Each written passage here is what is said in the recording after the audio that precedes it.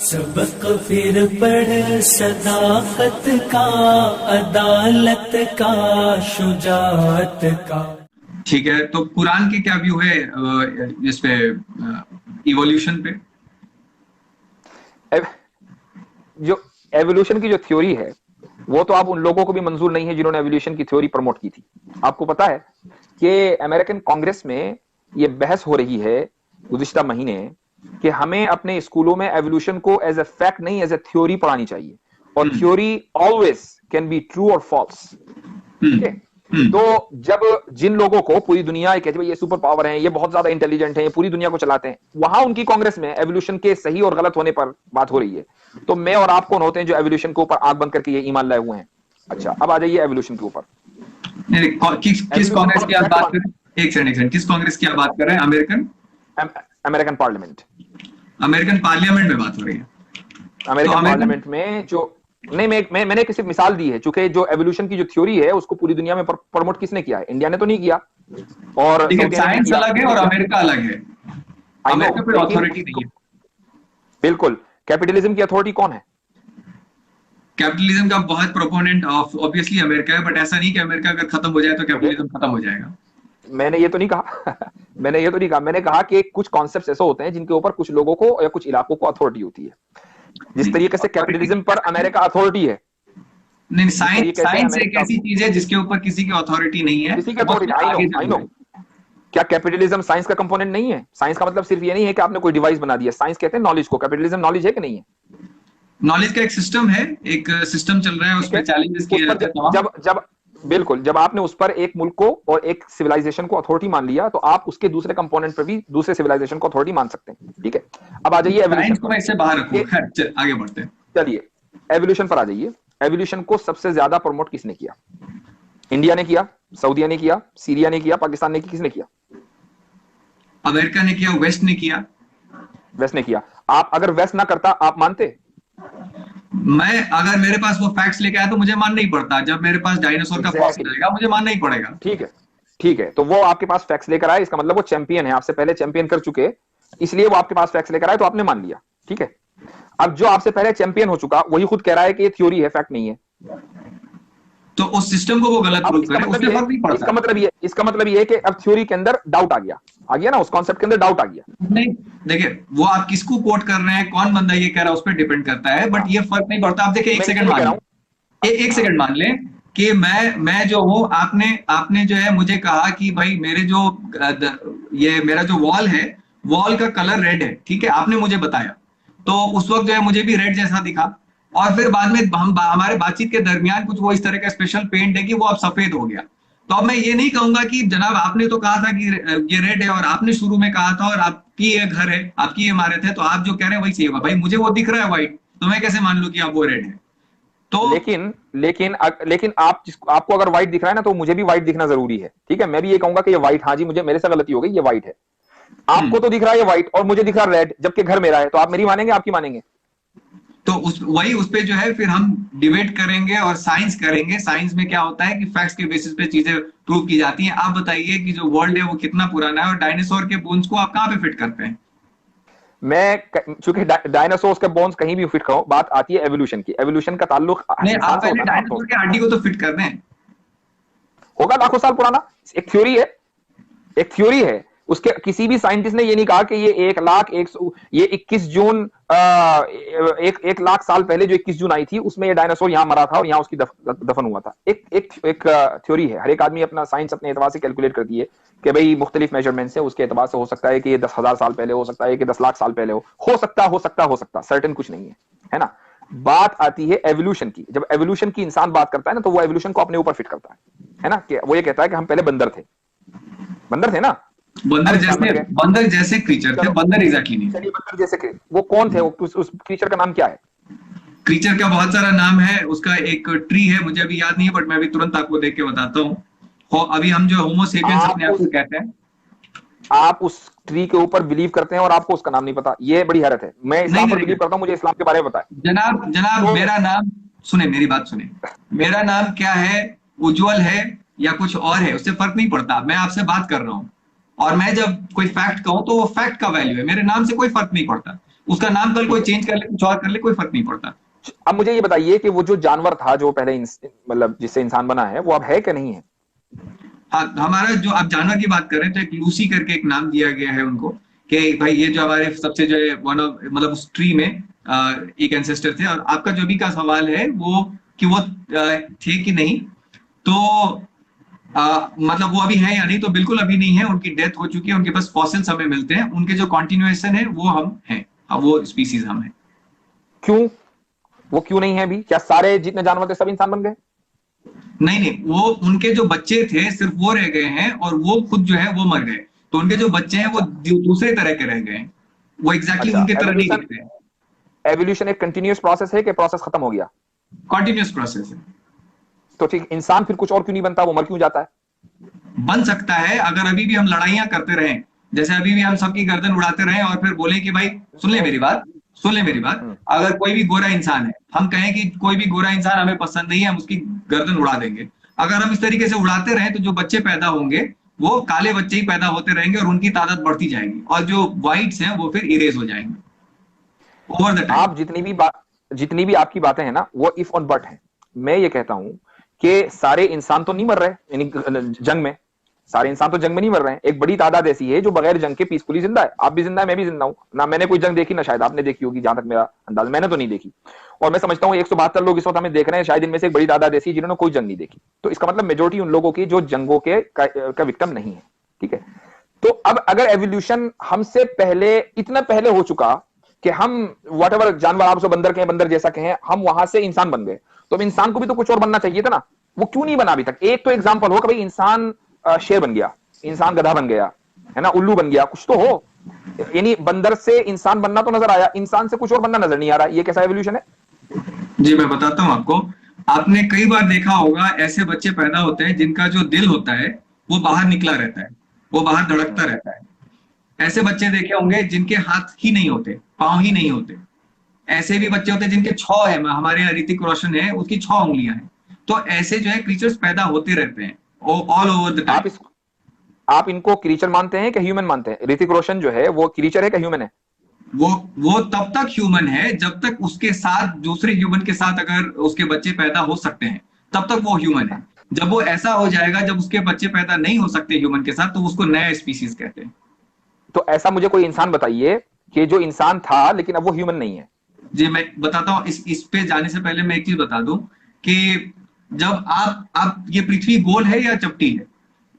वो कैसी भी है, मुझे पहले एवोल्यूशन की तो मैं उसी पे आ रहा हूँ, मैं आपके ही सवाल पे आ रहा हूँ, तो इसके लिए ये जवाब आप प्लीज दे दें कि आपको दुनिया गोल लगती है या चपटी?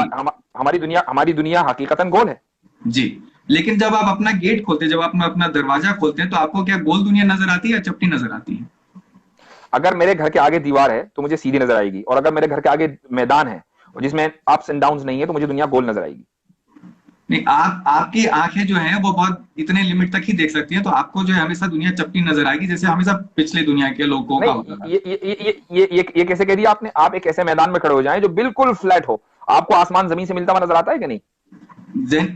वो फिर आपको फिर भी वो स्ट्रेट ही दिखेगा, आपको ये नहीं, वो कर्व नहीं नजर आएगा। समझ रहे हैं आप? कर्व नहीं नजर हमें तो नजर आता है और आपको नजर नहीं आ रहा। ये क्या बात हुई? एक फ्लैट मैदान है, आप पहाड़ के ऊपर चले जाएं, ठीक है, सामने सूरज गुरूब होता है, तो आपको आसमान जमीन से मिलता हुआ नजर आता है कि नहीं? मतलब ये तो एक कॉमन सेंस की बात है, इसको तो मुझे समझाने की जरूरत ही नहीं होनी चाहिए। नहीं नहीं नहीं, बिल्कुल बिल्कुल नजर आता है। मैं ये कह रहा हूं कि आप जानते हैं ना कि जो पुराने लोग थे वो दुनिया को फ्लैट मानते थे, आप जानते हैं या नहीं जानते? नहीं नहीं नहीं, ये आपने कैसे कह दिया कि पुराने लोग ऐसा करते थे? एक आदमी ने लिख दिया, मसलन किसी साइंटिस्ट ने, कि जी दुनिया जो है वो फ्लैट है, इसका मतलब सारी दुनिया मानती थी कि दुनिया फ्लैट है? जनाब पूरी हमारी हिस्ट्री पड़ी हुई है जहां पे जो है, मतलब गैलीलियो को इसलिए मार दिया गया कि वो ये उसकी उल्टी बात करता था। खैर मेरा पॉइंट, हम वापस एक पॉइंट पे आ जाते हैं। मैं गैलीलियो को कह रहा हूं कि एक आदमी ने कह दिया तो इसका मतलब ये नहीं कि सारी दुनिया उसी तरह मानती थी। नहीं, कर दिया गया। रोमन एम्पायर मानते होंगे। सुने, हम दूसरे डायरेक्शन में जा रहे हैं। मेरा पॉइंट बस इतना था कि जब आप दरवाजा खोलते हैं, आपको जितना नजर आता है आप उसके बेसिस पे इन्फर करते हैं। तो आपको जितना नजर आता है उसके हिसाब से आपको पृथ्वी फ्लैट लगती है। मैं यहाँ पे जितने तमाम ऑडियंस हैं उनको मैं कहूँ कि अपना दरवाजा खोल के बाहर देखें, ऊंचाई पे भी चले जाएं, तो उनको दुनिया फ्लैट ही नजर आएगी। लेकिन हमें जानकारी ये है कि फ्लैट नहीं है। पॉइंट ये है कि आपकी जिंदगी जो है वो कितनी लंबी है, कितने सालों की है? 100 साल की है? देखिए मैंने भी आपको कहा कि जब आप दरवाजा खोलते हैं ना, तो आप ये नहीं कहते कि पृथ्वी जो है वो फ्लैट है, आप ये कहते हैं कि जितना मुझे नजर आ रहा है वो फ्लैट है। पृथ्वी तो फिर भी गोली है, वही उसकी बेसिस पे जितना मुझे नजर आ रहा है वही एग्जैक्टली। तो आप जो इंसान को शेर बनते हुए नहीं देख रहे हैं या किसी और पिक्चर में बनते हुए नहीं देख रहे हैं, क्योंकि आपकी जो जिंदगी है ना वो इतनी छोटी सी है, और ये जो कायनात है वो उसकी जिंदगी इतनी बड़ी सी है। तो जब आपकी जिंदगी इतनी लंबी होती तो आपको नजर आ जाता है कि ऐसे ऐसे जो ये क्रीचर इसमें कन्वर्ट हो रहा है। लेकिन आपके सवाल का मैं एक और जवाब दे दूं, फाइनल जवाब दे देता हूं। एक क्रीचर है, एक स्नेल है, एक वो मैं आपको जगह अभी भेज दूंगा, एक खलीली नाम है उन साइंटिस्ट का। उन्होंने एक क्वांटम थ्योरी और इवोल्यूशन पे एक प्रोग्राम बनाया है, जिसमें वो एक जगह पे एक आइलैंड पे गए हैं। वहां पे एक स्नेल होता है, जो स्नेल है उसके बॉडी में एक काला रंग का एक मतलब लाइन रहता है, जैसे इस तरीके से एक लाइन रहता है, आपने कार के ऊपर एक लाइन देखा उस तरह का। तो वहां पे जो चिड़िया होते हैं ना, वो जो सफेद होते हैं जिनके ऊपर लाइन नहीं होता है, उनको वो कंफ्यूज नहीं कर पाते, उनको डिटेक्ट कर लेते हैं और उनको उठा लेते हैं और उनको गिराते हैं, उनका मांस खा जाते हैं। लेकिन जिनके ऊपर वो लाइन रहता है उनको डिटेक्ट नहीं वो कर पाते। तो उसका कहने का मतलब ये कि हम आंखों के सामने इवोल्यूशन होते हुए देख रहे हैं कि जो सफेद वाले हैं वो ज्यादा मर रहे हैं और वो उनके बच्चे नहीं पैदा हो रहे, तो वो इवोल्यूशन से बाहर हो रहे हैं, और जो लोगों का वो लाइन है वो लोगों के बच्चे ज्यादा पैदा हो रहे हैं। तो इवोल्यूशन को हम अपने आंखों से देख सकते हैं। मैं उसका रेफरेंस आपको भेज दूंगा। एक तो ये बात बगैर रेफरेंस की, और जब तक कि जाहिर पूरा कॉन्सेप्ट अभी क्लियर नहीं है, बात इंसान पर आ जाए। आपने ये कहा कि चूंकि हमारी उम्र इतनी नहीं है, हम जल्दी मर जाते हैं, तो हम किसी इंसान को किसी दूसरी चीज में एवोल्यूशन के प्रोसेस के थ्रू जाते वो नहीं देखते। यही मेरा जवाब है कि क्या आपने हम लोगों को बंदर देखा था कि हम बंदर थे, उसके बाद अचानक इंसान हो गए? आपने खुद देखा? वही मैं बता रहा हूँ कि बंदर का हमने नहीं देखा। सामने में जो है ये जिस चीज की मैंने बताई आपको वो है, मैं और ऐसे मतलब ये मैं आपको बता रहा लाइव एग्जांपल है, मतलब अभी हम इसको ऑब्जर्व करते हैं। जो लोग एवोल्यूशन को मानते हैं दरअसल वो कंफ्यूज्ड हैं। क्यों? इसलिए कि वो एवोल्यूशन को, सुनिए मेरी बात सुन लीजिए, वो एवोल्यूशन को बगैर देखे मानते हैं। आपने अपने आप को या मुझे या किसी भी दूसरे इंसान को जिसको आप ये कहते हैं कि वो बंदर था, उसको बंदर नहीं देखा। आप खुद देखते हैं अपनी आंख से कि वो एक इंसान से पैदा हुआ है, ठीक है। दूसरे कि आप किसी एक इंसान को पूरी दुनिया में ये पिन पॉइंट नहीं कर सकते कि भाई ये बंदर था, या आप किसी ऐसे इंसान को नहीं जानते कि जो बंदर था, किसी भी एक इंसान को नहीं। एक आप सिर्फ इस पे बिलीव करते हैं। नहीं, मैं तो सुने, हमें नजर तो आता है। मैं अपनी बात मुकम्मल कर लूं। जबकि जो लोग एवोल्यूशन की थ्योरी पर बिलीव करते हैं वो हर चीज को ऑब्जर्वेशन के बाद बिलीव करते हैं। एक तरफ तो आप ये कहते हैं कि अल्लाह को इसलिए नहीं मानते कि हम ऑब्जर्व नहीं कर सकते, दूसरी तरफ आप एवोल्यूशन को बगैर ऑब्जर्व किए मानते हैं। नहीं, हम बिना ऑब्जर्व किए नहीं मानते। हमारे पास बकायदा उनके प्रूफ्स हैं, उनके फॉसिल्स हैं, उन हड्डी के बेसिस पे जो है मानते हैं कि ये इस तरीके से इवॉल्व हुआ होगा। और अगर आपका एवोल्यूशन का एविडेंस ऋतिक रोशन की छठी उंगली है, तो इससे आप अंदाजा लगा लीजिए कि वो एविडेंस कितना कमजोर है। कमजोर नहीं, वो बहुत स्ट्रांग एविडेंस है। दूसरा केस बना दिया। आप मुझे बताएं, अल्लाह को जो है क्या पड़ी है कि किसी को 6 उंगली बना दें, ठीक है, किसी को गे बना देते हैं। अल्लाह तो नहीं चाहते ना कि गे सेक्स जो है वो तो आपके कुरान में अलाउड नहीं है। जब अल्लाह नहीं चाहता कि गे पैदा हो, फिर क्यों पैदा होते हैं? मैं समझता हूं कि हमें एट ए टाइम एक सवाल को करना चाहिए, उसके ऊपर भी मैं जवाब दूंगा। पहले आ जाइए 6 उंगली पर ऋतिक रोशन की, कि अल्लाह ताला नहीं चाहते कि किसी की 6 उंगली पैदा हो। अल्लाह ने चाहा जब भी तो 6 उंगली हुई, अगर ना चाहते तो उसकी 5 ही होती। मैं ये कहता हूं कि हमारी नाक यहां पर है, ठीक है। अगर सारी दुनिया की नाक उसके पीछे होती ना, और एक आदमी की नाक सामने होती, तो सब उससे पूछते कि तुम्हारी नाक सामने क्यों है? भाई इसलिए कि आप सबकी नाक सामने देखते हैं, इसलिए आप उसको अच्छा समझते हैं। आप सबके 5 उंगली देखते हैं, इसलिए समझते हैं कि 5 उंगली ही होती होंगी। अल्लाह ताला ने एक आदमी को 6 उंगली दी थी, तो आप उसको कह रहे हैं कि नहीं, अल्लाह ने नहीं चाहा, इसके खुद ब खुद अल्लाह ने चाहा तभी तो उसके 6 उंगली हुई है। इसीलिए आप उसको डिफेक्टेड ह्यूमन तो कह सकते हैं। एक बच्चे का दिल बाहर है, उसको आप डिफेक्टेड ह्यूमन कह सकते हैं, लेकिन आप उसको ह्यूमन स्पीशीज से बाहर नहीं निकाल सकते। मैं नहीं निकाल रहा बाहर, मैं तो कह रहा हूं कि अगर उनके बच्चे पैदा हो सकते हैं ह्यूमन स्पीसीज के अंदर, तो वो ह्यूमन ही है। जब नहीं पैदा हो सकते तो या तो वो ह्यूमन से आगे की चीज है, खैर कुछ भी, वो अलग की चीज। आपने उसकी एग्जांपल दी, इसलिए मैं उस पर आ रहा हूं। आपने जो कि ऋतिक रोशन की उस बच्चे की जिसका दिल बाहर होता है, उसमें उसकी एग्जांपल आपने एवोल्यूशन के तहत दी है, इसलिए मैंने उसका जवाब दिया। जी, मैं बता रहा हूँ, इवोल्यूशन ऐसे ही होता है जैसा हम अपने आंखों से देखते हैं कि किसी के 6 उंगली पैदा हो गए, किसी का जो है टांग नहीं है, किसी का मतलब इस तरह के एक्स्ट्रा फीचर्स है। अब उससे अगर किसी को फायदा हो रहा है, मान लें कि आज हमारी लड़ाई हो रही होती, सब जो एक दूसरे को मार रहे होते, और किसी का हाथ ऐसा पैदा होता कि वो मतलब इतना बड़ा होता कि किसी को एक मुक्का मारे वो मर जाए, तो उसके बच्चे ज्यादा पैदा होंगे, क्योंकि वो जो है अपनी जो है जात को फैला पाएगा। तो इवोल्यूशन ऐसे ही होता है कि वो एक दोबारा बोलिए। एक आदमी अगर बहुत मजबूत ताकतवर है कि एक मुक्का मारेगा सब मर जाएंगे, तो उसके बच्चे ज्यादा होंगे? बिल्कुल, क्योंकि वो दूसरे को हटाता जाएगा। आप देखें जी हाँ, अब देखें, अभी देखें कि फिजिकल स्ट्रेंथ और सेक्सुअल स्ट्रेंथ में फर्क है कि नहीं है? वरना तो मैं कमजोर लोगों के बच्चे ही ना हो। मैं टोटल स्ट्रेंथ की बात कर रहा हूं, मैं एडवांटेज की बात कर रहा हूं। जब एक का एडवांटेज होता है दूसरे ग्रुप पे, और उसके जब बच्चे ज्यादा पैदा होते हैं तो उसको एडवांटेज मिल जाता है, और उस तरह के बच्चे ज्यादा पैदा होते हैं, और उससे इवोल्यूशन हो जाता है कि जो पुराने हैं वो हट जाते हैं। जैसे जिराफ का एग्जाम्पल दिया जाता है। तो जो पुराने बच्चे जब हट गए और नए बच्चे आ गए, तो अगर आप उसको ह्यूमन ही कहेंगे तो एवोल्यूशन कहां हुआ? एक आदमी ने दूसरे आदमी को मार दिया, लेकिन जिसने मारा वो भी ह्यूमन, जो मरा वो भी ह्यूमन। हाँ, मारने के बाद अगर जो नया जो मारने वाला है वो बंदर बन गया, अब आप कहेंगे जी एवोल्यूशन हो गया। मैं वही बता रहा हूं कि उसको तब तक हम ह्यूमन कहते हैं, उसी स्पीसीज का कहते हैं, जब तक वो उनके साथ बच्चे पैदा कर सकता है। जब वो इवोल्यूशन मेरा इतना सिंपल सा डिफरेंट हो सवाल जाता है, है। देखिए सारे एवोल्यूशनिस्ट को मेरा सिंपल सा सवाल है, आप या तो ये कहना बंद कर दीजिए कि हम सिर्फ उस पर बिलीव करते हैं जो अपनी आंखों से देखते हैं, और या फिर एवोल्यूशन को दिखाइए तो हम मान लेंगे। जी जी, तो उस पे मैं ये जवाब दे रहा हूं कि जो आप जो प्रूफ की बात कर रहे हैं वो इन्फरेंस ही होता है। हम तो इतनी हमारी जिंदगी है नहीं, तो हम उस चीज को तो देख नहीं सकते। हम जो है अब मैं जब आप एक मिनट, जब आप एवोल्यूशन को कुछ साइंटिस्ट के बताए हुए फैक्ट की बुनियाद पर इसलिए मानते हैं कि ये साइंटिस्ट अपनी फील्ड में स्पेशलिस्ट है, तो आप एक अनसीन चीज को पर बिलीव करते हैं, तो एक वो इंसान के जो अनसीन जो दीन है उसके बारे में स्पेशलिस्ट है, अगर वो आपको इंफॉर्मेशन दे रहा है, तो आप फिर वहां लॉजिक और ऑब्जर्वेशन का सवाल क्यों करते हैं? नहीं, हम उसके अथॉरिटी पे नहीं मानते उस बात को। हमारे यहाँ कोई प्रॉफिट नहीं है, साइंस के कोई प्रॉफिट नहीं है कि हम उनको फॉलो करने लगे। हमारे जो है डार्विन साहब कोई हमारे प्रॉफिट नहीं थे। डार्विन फैक्ट तो लेकर आया ना जी आपने, आपके हिसाब से आपने जी ये डार्विन ने कहा भाई, इसीलिए उस थ्योरी को आप डार्विनिज्म कहते हैं। जी भाई डार्विन की अगर कोई अहमियत ना होती तो उस थ्योरी का नाम डार्विनिज्म क्यों रखते? आप उसको उज्ज्वलिज्म कहते हैं या कुछ और कह देते, ठीक है। डार्विन की अहमियत थी इसलिए डार्विनिज्म है। ठीक है, लेकिन उसने आपको आपके हिसाब से फैक्ट्स दिए, आपने उसको मान लिया, फैक्ट्स को चाहे वेरीफाई ही किया, वेरीफाई किया। रसूलुल्लाह सल्लल्लाहु अलैहि वसल्लम ने हमें कुरान दिया, हमने वेरीफाई किया, हमने कहा कि अल्लाह की किताब है, चूंकि इंसान इस जैसे नहीं लिख सकता, हमने अल्लाह को मान लिया। अब बताइए कहां गलत है? जो आपका वेरिफिकेशन का सिस्टम है और जो साइंस का वेरिफिकेशन का सिस्टम है वो अलग है। मैं दो बातें बता दूं। आप कुरान का नाम क्या चेंज करना कभी कबूल कर पाएंगे? कुरान का अगर मैं नाम चेंज कर दूं, आप कभी कबूल नहीं कि करेंगे। दुनिया में देखिए, बात सुनिए, ये अलग अलग दुनियाएं हैं, ठीक है। कुरान और साइंस जो है ना, ऐसा नहीं कि ये दोनों एक ही दुनिया है। साइंस उस चीज की बात करती है जो हमें नजर आ रहा है, जिसका ताल्लुक उस दुनिया से है।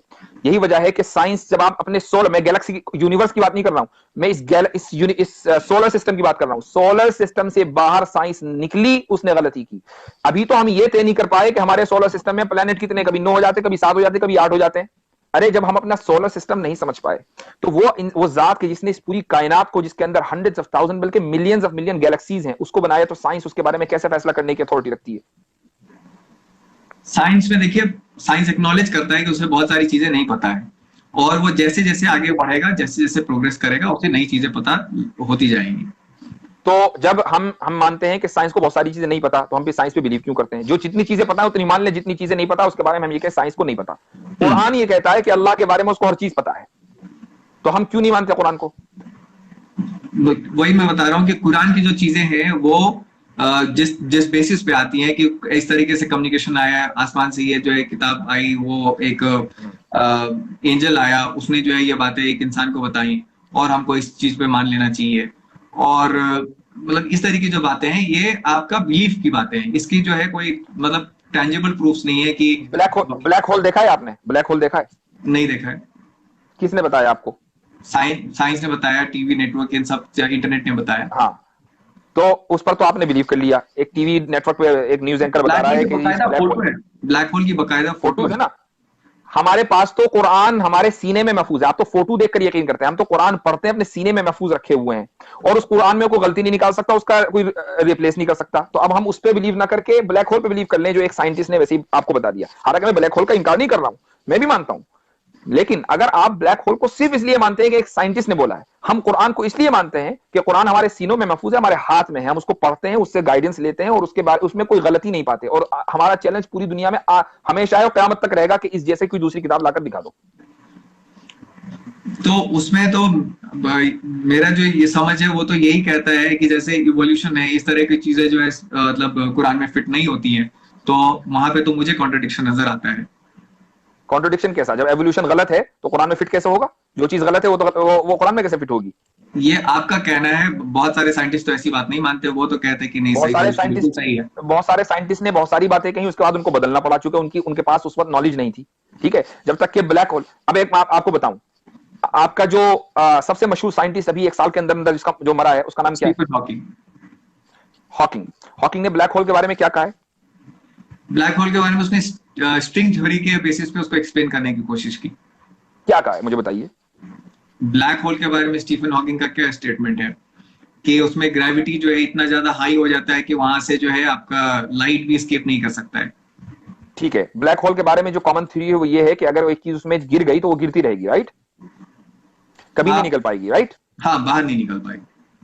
ठीक है, लेकिन स्टीफन हॉकिंग जी कहता है कि even if you trapped in a black hole, never think that there is no way out of it. ये स्टीफन हॉकिंग का स्टेटमेंट है ना, कि अगर आप ब्लैक होल में ट्रैप कर गए तब भी आप ये ना समझें कि there is no way out of it, तब भी उसका कहीं ना कहीं सिरा, इसका मतलब ये कि वो इस बात का कायल है कि हो सकता है कि ब्लैक होल का एक दूसरा एंड हो। बिल्कुल, साइंस इसको बिलीव नहीं करती है। क्यों? इसलिए कि साइंस अभी इग्नोरेंट है, साइंस को पता नहीं है। जब साइंस एक साइंटिस्ट उसमें गिरेगा तो जाके देख कर आएगा कि वो उसका दूसरा सिरा है कि नहीं। सही। तो मेरे कहने का मकसद ये है कि आपका जो साइंटिस्ट है ना, जो सबसे बड़ा साइंटिस्ट है, वही कंफ्यूज्ड है। कभी तो कुछ कहता है, कभी मरने से पहले कुछ और कह जाता है। कुरान कभी कंफ्यूज नहीं है। कुरान ने जो बात कह दी वो हरफ आखिर है। अब वो जब रेवोल्यूशन बंद हो गया, वही मुकम्मल हो गई, कुरान मुकम्मल हो गया, अब उसमें कोई तब्दीली नहीं होगी, कोई उसमें तहरीफ नहीं होगी, कोई डिस्टोर्शन नहीं होगा, ना जबर जेर बनेगा ना जेर जबर बनेगा। सही है, मैं आपकी बात समझ गया। मैं अपनी बात कह दूं कि साइंस जो है वो नहीं कहता कि वो एक रिलीजन है और वो उसको एक प्रॉफिट के थ्रू नाजिल हुआ है और वो जो बात कहता है वो फाइनल है। इसीलिए इवोल्यूशन को भी इसके साथ भी थ्योरी शब्द जुड़ा हुआ है, क्योंकि वो ये नहीं कहता कि एक प्रॉफिट के थ्रू आया है। थ्योरी सही भी हो सकती है, गलत भी हो सकती है, और जो चीज सही और गलत हो उसको आप ये तो कह सकते हैं कि हाँ भाई हो सकता है ठीक हो, लेकिन आप उसमें बिलीव नहीं कर सकते। हम बिलीव फैक्ट्स के बेसिस पे करते हैं कि जितनी ज्यादा हमें डेटा मिलती जाती है उसके बेसिस पे। आप सुन ले मेरी बात। अभी तो आप ये कह रहे हैं कि एवोल्यूशन थ्योरी है। नहीं, वही मैं बता रहा हूं ना कि थ्योरी इसको क्यों शब्द उसके साथ जोड़ा गया है, उसको एक लॉ क्यों नहीं बनाया गया है? क्योंकि हमारे यहाँ ये ऐसा सिस्टम है कि कोई प्रॉफिट आके कोई थ्योरी नहीं देता है। सारी चीजें जो है हाइपोथेसिस होती है। सुन ले, सारी चीजें हाइपोथेसिस होती है, उनको जब प्रूव करते हैं, रिफ्यूट करते हैं, जिनको हटा देते हैं उनको तो हटा देते हैं, जो चीज रह जाती है उनको हम जो है मतलब जैसे आप जाइफ हदीस और सही हदीस जैसे आप रखते हैं, वैसे ही हम सही थ्योरी और गलत थ्योरी रखते हैं, और गलत थ्योरी को हटा देते हैं, जो सही थ्योरी है वो रह जाती है। तो अभी तक जो डेटा मिला है उसके हिसाब से वो सही है। कल को आप कोई डेटा लेके आएंगे तो हम ये कबूल करने के लिए जो है मतलब हमको मानना ही पड़ेगा कि हमारी चीजें गलत हैं, क्योंकि यासिर जी ने ये नई चीजें लेके आए हैं। पर जब तक आप नहीं आए हैं तब तक वो थ्योरी कायम है। तो एवोल्यूशन को आप थ्योरी मानते हैं ना? हाँ, ऐसी क्योंकि हमारे यहाँ कोई प्रॉब्लम नहीं आ सकते। थ्योरी मैं उसकी बात ही नहीं कर रहा हूं, मैं थ्योरी की बात कर रहा हूं। थ्योरी की डेफिनेशन क्या है? थ्योरी की डेफिनेशन वो है जो सही भी हो सकती है, गलत भी हो सकती है ना? थ्योरी उसी को तो कहते हैं ना। सुन ले भाई, थ्योरी वर्सेस, एक मिनट नहीं, करेक्ट और रॉन्ग की बात नहीं हो रही है। थ्योरी के वर्सेस में थ्योरी के ऑपोजिट क्या चीज आती है? Theory disproven hypothesis. थ्योरी के ऑपोजिट में ये है। थ्योरी के ऑपोजिट में आते हैं फैक्ट्स। एक होता है फैक्ट, एक होता है थ्योरी। सुन ले, फैक्ट वो होता है, नहीं अपोजिट नहीं होता है, मैं यहां बैठा हूं, सुनिए, मैं आपके साथ बात कर रहा हूं, ये फैक्ट है, ये थ्योरी नहीं है। ठीक है? हाँ, मेरा एक आदमी ये कहे जिसने हमारा डिस्कशन नहीं देखा कि अगले साल फला तारीख में यासिर और उज्जवल का हर हाल में डिस्कशन होगा, ये थ्योरी है, क्योंकि अभी तक ये हुआ नहीं है। ठीक है? और सामने वाले ने उसको देखा नहीं है। Fact versus theory. जब एक थ्योरी, मेरी बात सुन लीजिए, जब एक थ्योरी आप भी कह रहे हैं सही भी हो सकती है, गलत भी हो सकती है, तो एक आदमी ये कहे कि नहीं जी मैं तो उस थ्योरी को मानूंगा, इसका मतलब ये है कि वो ये मानते हुए कि ये थ्योरी गलत हो सकती है, इसके बावजूद भी वो उसको मान रहा है, और यही फंडामेंटल गलती है। हमारे नजदीक कुरान फैक्ट है, थ्योरी नहीं है, इसलिए हम उसको सही या गलत के पैमाने पर नहीं नापते, वो सिर्फ सही है और हमें उसको मानना पड़ेगा। यहीं पे मैं आइडियोलॉजिकल डिफरेंस बता रहा हूं कि हम उसको थ्योरी इसलिए कह रहे हैं क्योंकि हमारे पास जो है कोई ऐसा कॉन्स्ट्रक्ट नहीं है जिससे हम ये फाइनल कर दें कि यही हो सकता है और कुछ नहीं हो सकता है। जैसा कि आपके यहाँ सिस्टम है कि ये प्रॉफिट से आया है तो ये फाइनल है, क्योंकि आपके यहाँ सोर्स ऑफ इंफॉर्मेशन दो हैं। जब आपने तीसरे सोर्स ऑफ इंफॉर्मेशन को एलिमिनेट कर दिया तो आप कभी भी कुरान को साइंस केस नहीं समझ सकते, क्योंकि साइंस जो है वो कुरान को इवैल्यूएट करने के लिए नहीं आई, साइंस आई है मेरी और आपकी दुनिया को इवैल्यूएट करने के लिए। ठीक है, वो अल्लाह को इवैल्यूएट करने के लिए नहीं आई। सोर्स ऑफ इंफॉर्मेशन 2 नहीं है, 3 है। यही बुनियाद यहां से बुनियाद है। आप इस बुनियाद को सही कर लेंगे तो सारे कॉन्सेप्ट सही हो जाएंगे। आपने अगर बुनियाद अगर गलत की तो कोई कॉन्सेप्ट सही नहीं होगा। नहीं, आपकी जो बुनियाद है वो बिलीफ्स की बुनियाद है, हमारी जो बुनियाद है साइंस की, उसकी फैक्ट्स की बुनियाद है। तो फैक्ट्स के बेसिस पे जो एक बात बताइए, अब आपने कहा कि हम बिलीव करते हैं, आपकी फैक्ट है। मिसाल के तौर पर मुझसे मेरे एक बहुत ही क्रेडिबल फ्रेंड ने, जो जिसको मैं फादरली फिगर भी समझता हूं, फ्रेंड ही नहीं बल्कि फादरली फिगर है, उसने बताया कि उसके एक बहुत ही क्रेडिबल फ्रेंड ने उसको बताया कि उसके एक बहुत ही क्रेडिबल फ्रेंड ने उसको बताया कि उसके एक बहुत ही क्रेडिबल फ्रेंड ने उसको ये बताया कि मोहम्मद सल्लल्लाहु अलैहि वसल्लम ने उसको ये बताया कि उन्होंने बहुत ही क्रेडिबल पर्सन जिब्रील को देखा कि उन्होंने अल्लाह से ये पैगाम लेकर आए। अब इसमें आप कहां शक करेंगे जब सारे क्रेडिबल हैं? अब ये आपकी क्रेडिबिलिटी साबित हो गई ना। नहीं, आप जो है इंसानी क्रेडिबिलिटी के बेसिस पे तो ये कोई ऐसी चीज नहीं है कि हमने कहीं सुन लिया कि हाँ भाई अल्लाह, नहीं, हमारे और अल्लाह का जो पैगाम है उसके दरमियान एक बहुत ही क्रेडिबल चेन ऑफ ट्रांसमिशन है। जबकि आपके और गैलीलियो हुआ या स्टीफन हॉकिंग हुआ, उसके दरमियान एक किताबें, अखबारात, न्यूज़पेपर्स, आर्टिकल्स तो हो सकते हैं, लेकिन डार्विन ने खुद एवोल्यूशन नहीं देखा था।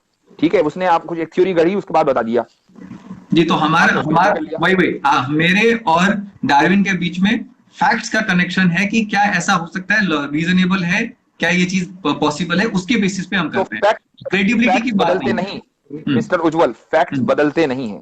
सूरज अगर दिन में निकलता है तो ये एक फैक्ट है, ऐसा नहीं है कि वो कभी रात में निकल जाएगा। ठीक है, तो सूरज का निकलना ये फैक्ट्स बदला नहीं करते। एवोल्यूशन की थ्योरी को आपने फंडामेंटली ये मान लिया कि अगर आप उससे आप दूसरे फैक्ट्स लाएंगे हम वो मान लेंगे। इसका मतलब ये कि एवोल्यूशन की थ्योरी फैक्ट्स के ऊपर नहीं है, बल्कि वो थ्योरी भी थ्योरीज के ऊपर डिपेंड करती है। यही फर्क है। नहीं, यहाँ पे थोड़ा सा डिफरेंस हो रहा है, गैप हो रहा है। मैं ये कह रहा हूं कि अभी तक जो फैक्ट्स मिले हैं हमें, उसके बेसिस पे थ्योरी ऑफ इवोल्यूशन करेक्ट है। कल को एक ऐसा फैक्ट आता है, मिले हैं, वो आपको फैक्ट्स नहीं मिले, don't use the wrong word, वो आपको फैक्ट्स नहीं मिले बल्कि वो आपको थ्योरीज मिले हैं। उन थ्योरीज की बुनियाद पर आपने ये बिलीव कर लिया कि भाई एवोल्यूशन एक चीज है, चिड़िया का नाम है। सुने, बिलीव आप भी करते हैं, आप ऐसा नहीं करते आपके यहां बिलीव नहीं है। बिलीव तो आप भी करते हैं ना, आप बिलीव करते हैं कि नहीं उज्जवल मौजूद है दुनिया में, या ये बिलीव नहीं है? ये मेरे समझ से तो अभी फैक्ट है, और जो थ्योरी की आप बात कर रहे हैं फैक्ट है ना, फैक्ट है ना। क्या ये गलत हो सकता है? क्या उज्जवल का इस वक्त मौजूद होना गलत हो सकता है? उज्जवल का मौजूद होना तभी गलत हो सकता है कि हम एक कंप्यूटर सिमुलेशन में हो, हम एक कंप्यूटर सिमुलेशन में हो। नहीं, मैं आपसे बात करने को नहीं बात कर रहा हूं। उज्जवल का इस वक्त एग्जिस्टेंस दुनिया में एक फैक्ट है आपके नजदीक, ये गलत हो सकता है या नहीं? ये वही मैं कह रहा हूं कि अगर एक थ्योरी है कंप्यूटर सिमुलेशन थ्योरी, जिसके अंदर जो पूरा दुनिया है वो एक वीडियो गेम की तरह है और वो एक सिमुलेशन चल रहा है, एक थ्योरी है, तो उसके एग्जिस्टेंस तो है ना, एग्जिस्टेंस को भी नहीं मानते आप? हाँ, तो यहाँ पे जो फैक्ट है उसके बेसिस पे मैं अगर उस कंप्यूटर सिमुलेशन में भी हूं तो मैं हूं। ठीक है, ठीक है। अब आपने कहा कि भाई ये फैक्ट है कि उज्जवल जो है इस दुनिया में मौजूद इस वक्त है। ठीक है, ये फैक्ट है, ये गलत नहीं हो सकता, चाहे उसको वीडियो गेम कुछ भी कहने, वो गलत नहीं हो सकता। एवोल्यूशन को आप ये कहने हैं कि वो गलत हो सकता है, तो इसका मतलब ये है कि आपका जो एग्जिस्टेंस, ये जो फैक्ट है ये अनडिनाइबल है, और एवोल्यूशन जिसको आप फैक्ट मान रहे हो, मैं थ्योरी मान रहा हूं, वो डिनाइबल है। तो जो चीज डिनाइबल है उसमें आप यकीन करें, और जो अनडिनाइबल है उसमें आप यकीन ना करें। कुरान अनडिनाइबल है, उसमें आप यकीन ना करें, ये तो एवोल्यूशन में आप यकीन कर लें। क्या बात है जनाब? ये तो आप कह रहे हैं ना, ये तो जिब्राइल आके मुझे नहीं कह रहा है। मैं जो बात कह रहा हूं, जिब्राइल आपसे नहीं कहेंगे, जिब्राइल आपसे नहीं कहेंगे। जिब्राइल ने the most credible human being of earth Muhammad सल्लल्लाहु अलैहि वसल्लम को बताया। उन्होंने अपने 1 लाख कंपेनियंस को बताया, 1 लाख ने 10 करोड़ लोगों को बताया, 10 करोड़ ने 20 करोड़ को बताया, सारे क्रेडिबल हैं। अब बताइए क्या गलत हुआ? ये चीज इसके लिए किसी outer space source of information की जरूरत नहीं है इस चीज को जानने के लिए कि कुरान इस दुनिया में आया है, बल्कि जो तरीका एक इंफॉर्मेशन को जानने का, आप अखबार यानी न्यूज देखते हैं आप, तो न्यूज कोई चीज दुनिया में हो रही है, आप कैसे बिलीव करते हैं भाई? इसलिए कि एक एनडीटीवी एक क्रेडिबल चैनल है, वो बता रहा है कि दुनिया में हुआ है फला हादसा, तो आपने मान लिया। तो इसी तरीके से ये जो चैनल है पूरा, ये क्रेडिबल है हमसे लेकर आप सल्लल्लाहु अलैहि वसल्लम तक के, और उसमें कहीं कोई फर्क नहीं है। हर एक ने बताया कि ये कुरान है, हर एक ने बताया कि कुरान का पहला चैप्टर ये सूरत है, हर एक ने बताया कि पहला चैप्टर यहां से शुरू होगा, किसी ने इसका उल्टा नहीं बताया। तो अब आप इसको क्यों नहीं मानते? वो क्रेडिबिलिटी हम कैसे मान लें कि वो बंदा जो कह रहा है वो सही कह रहा है, और जो गलत कहने वाला बंदा था उसकी गर्दन ना उड़ा दी गई हो, वो बोल ना पाया हो, इसको हम कैसे मान लें? इसलिए कि एक बात बताइए कि दुनिया में अगर 1 करोड़ लोग हैं, ठीक है, 1 करोड़ लोग हैं, और सब एक बात कह रहे हैं, तो क्या पॉसिबली सारे झूठ के ऊपर एग्री कर सकते हैं? बिल्कुल कर सकते हैं। कैसे? कोई ना कोई कहीं ना कहीं तो लीक होगा ना, कहीं ना कहीं तो मैं लीक आपको एक होगा। एग्जांपल दे दूं। अगर ऐसा होता, अगर सारे एग्री करते तो फेक न्यूज का कॉन्सेप्ट दुनिया में नहीं आता। हम जो समझ लेते हैं ना कि ये फेक न्यूज है, सोशल मीडिया पे एक वीडियो चला दी, कुछ लोगों ने यकीन किया, उसके बाद सब लोगों ने कहा कि नहीं नहीं नहीं फेक न्यूज है। चंद महीनों के नहीं, चंद दिनों के अंदर पता चल जाता है कि न्यूज फेक है कि ऑथेंटिक है। कुरान के बारे में हजरत मोहम्मद सल्लल्लाहु अलैहि वसल्लम से लेकर आज तक मिलियंस नहीं billions of billion human being इस बात पर एग्री करते हैं कि सूरह फातिहा पहला चैप्टर है, उसका पहला लफ्ज अल्हम्दु है। किसी मुसलमान ने ये नहीं कहा कि नहीं नहीं मेरे पास इंफॉर्मेशन गलत है, असल में सारे मुसलमान झूठ बोल रहे हैं, मैं सच बोल रहा हूं, कोई एक मुसलमान लाकर दिखाइए। तो जब इंफॉर्मेशन कंसिस्ट, इसी को कहते हैं कंसिस्टेंसी। आप किसी फेक न्यूज को कैसे वेरीफाई करते हैं? आप देखते हैं कि भाई एक जी न्यूज ने एक खबर चलाई और उसके मुकाबले में एनडीटीवी ने खबर चलाई। आपने कहा भाई एनडीटीवी जो है ना वो ज्यादा मोतबर है और जी न्यूज जो है वो कम मोतबर है। मैं भक्तों की बात नहीं कर रहा हूं, मैं आम बात कर रहा हूं। तो जी न्यूज ने कहा कि जी जी न्यूज कम मोतबर, इसलिए आपने कहा भाई ये फेक न्यूज है, कॉन्ट्रडिक्शन हो रहा है, हम एनडीटीवी की बात मानेंगे। इसका मतलब ये हुआ कि आप किसी भी न्यूज को जांचने के लिए क्रेडिबिलिटी मेयार है, ठीक है, क्रेडिबिलिटी मेयार है। अच्छा, अब क्रेडिबिलिटी दो तरीके से होती है। नंबर एक, या तो ये कि एक आदमी हो और आपने उसको कभी झूठ बोलते हुए नहीं देखा हो, तो आपको हर हाल में मानना पड़ेगा भाई जब उसने कभी झूठ नहीं बोला तो आज ही क्यों बोलेगा। एक तो तरीका ये है। या ये कि वो इतनी बड़ी तादाद हो कि जो पॉसिबली झूठ के ऊपर एग्री ना कर सकती हो। इस्लाम का जो कुरान हम तक आया है वो दोनों तरीके से आया है। मोहम्मद सल्लल्लाहु अलैहि वसल्लम को कभी उनके दुश्मनों ने झूठ बोलते हुए नहीं देखा, तो वो आप क्यों झूठ बोलेंगे? और मोहम्मद सल्लल्लाहु अलैहि वसल्लम ने वो किताब इतनी बड़ी तादाद को दी कि जो पॉसिबली झूठ के ऊपर एग्री नहीं हो सकती, तो अब झूठ उसको आप क्रेडिबल क्यों नहीं मानते? बात ये है। ठीक है, ये आपका जो है सोचने का तरीका है, बट मेरा सोचने का तरीका इसके ऊपर ये है कि मैं तो दो चीजें देखता हूँ। मैं तो जैसे आपको आपके साथ में बात कर रहा था पहले कि उस समय जो लोगों की सोचने की शक्ति थी, उस समय जो है प्रॉफेट मोहम्मद को लगा हो कि भाई इनको जो है अभी समझ में नहीं आएगा, मुझे अल्लाह का जो है बात इनको कहना पड़ेगा कि ये जो मैं चीजें कह रहा हूँ इनके भलाई के लिए कह रहा हूँ। लेकिन अगर मैं कह दूं कि अल्लाह नहीं है तो ये मेरे बातों पर विश्वास नहीं करेंगे, एक दूसरे को मार काट के ये मर जाएंगे। इससे बेहतर है कि आपका ये सोचना फैक्ट है कि थ्योरी? मेरा ये सोचना थ्योरी। गलत हो सकती है, सही भी हो सकती है ना? बिल्कुल बिल्कुल 100%। ठीक है, हम जो कह रहे हैं वो फैक्ट है, इसलिए कि उसकी एक चेन है, पूरा चैनल है। तो आपकी थ्योरी तो सही हो चुकी है, आपको ऐसा लग रहा है, और हमारा फैक्ट गलत हो, ये तो नाइंसाफी है। आप तो क्रेडिबिलिटी के बेसिस पे बात कर रहे हैं ना। आप तो जिब्राइल की जो पहली बात कर रहे हैं वो तो आप क्रेडिबिलिटी के बेसिस पे बात कर रहे हैं कि उसने जिसको पहली बार कहा और उसने फिर दूसरी बार जिसको कहा वो क्रेडिबल है, इसीलिए आप उसको सही मान रहे हैं। लेकिन अब आपको क्रेडिबल नहीं लग रहे हैं, वो झूठे लग रहे हैं ना। उसकी कोई तो दलील होगी ना। हमने ये कहा कि भाई मोहम्मद सल्लल्लाहु अलैहि वसल्लम ने कभी झूठ नहीं बोला, चूंकि उनके दुश्मनों की टेस्टिमनी उनके हक में है। यानी जब तक कि इस्लाम आप सल्लल्लाहु अलैहि वसल्लम के पास हजरत जिब्रील नहीं आए थे, 40 साल की उम्र में आए हैं, तो 40 साल जो आप सल्लल्लाहु अलैहि वसल्लम ने मक्के में गुजारे हैं, तो उनके जो कबीला था, जो वहां पर मक्के में जो लोग रहते थे, वो उनको जो टाइटल देते थे वो था अस-सादिक अल अमीन। सादिक के माने ट्रूथफुल, अमीन के माने ट्रस्टवर्थी। ठीक है, तो जब उनको एक कॉमनली पूरी सोसाइटी के अंदर ट्रस्टवर्थी और ट्रूथफुल कहा जाता था, तो अचानक एक आदमी जो 40 साल तक कभी ना झूठ बोला हो एकदम झूठ बोल दे, वो भी इतना बड़ा, तो पॉसिबल नहीं है ना। मैं उसको इस बेसिस पे सोचता हूँ, मतलब आप मान लीजिए कि अभी आपके ऊपर जो है ना आपके ऊपर एक हमला हो जाता है और एक आपके गर्दन पे कोई तलवार रख देता है, और आपके जो है मान ले आपके जो परिवार के लोग हैं, आपके जो दोस्त हैं, वो आपके ही कमरे में एक उसको क्या कहते हैं कबर्ड में छुपे हुए, और आपके गर्दन पे उसने जो तलवार रख दी और उसने बोला कि अब तुम सच बताओ कि कहाँ पे छुपे हुए। तो अब आप वहां पे सच तो नहीं बताने जाएंगे, आप तो वहां पे झूठ बोलेंगे कि भाई वो जो है यहाँ पे है नहीं, वो तो बाहर गए हुए हैं। ठीक है, भले ही वो आपका गला काट दे, फिर भी आप जो है ये झूठ बोलेंगे दुनिया की भलाई के लिए। मैं भी उस तरीके से सोचता हूँ कि मोहम्मद साहब को उस वक्त लगा होगा कि जो है अगर मैं इनको नहीं बताऊंगा आसमानी चीजें तो ये मेरे बातों पे विश्वास नहीं करेंगे। इसी को मैं कह रहा हूँ, ये जो आपने कहा ये पूरी थ्योरी है कि फैक्ट है? बिल्कुल थ्योरी है ना। आपने कहा लगा होगा, कोई इसका दलील तो नहीं है, सबूत तो नहीं है हमारे पास, आपके पास। हमारे पास सबूत है कि उनको नहीं लगा, उन्होंने जो कहा वो सच कहा। तो आप तो सिर्फ लगने की बात पर आप उस कुरान को नहीं मान रहे हैं, और हमारे पास सबूत है, आप वो दे रहे हैं, आप सबूत को मानने को तैयार नहीं है। सीधी सी बात है। आप किसी भी दीन को के जांचने के दो पैमाने होते हैं। एक तो पैमाना ये कि जो प्रॉफिट है उसकी जिंदगी कैसी है, दूसरा पैमाना ये है कि जो वो पैगाम लेकर आया है उसका कंटेंट और उसकी लैंग्वेज कैसी है।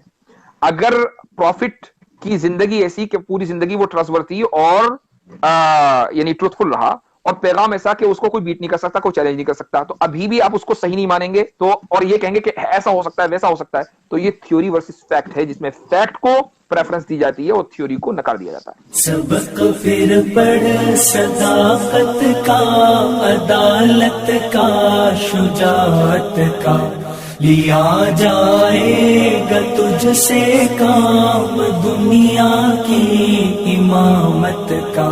सबक फिर पढ़ सदाकत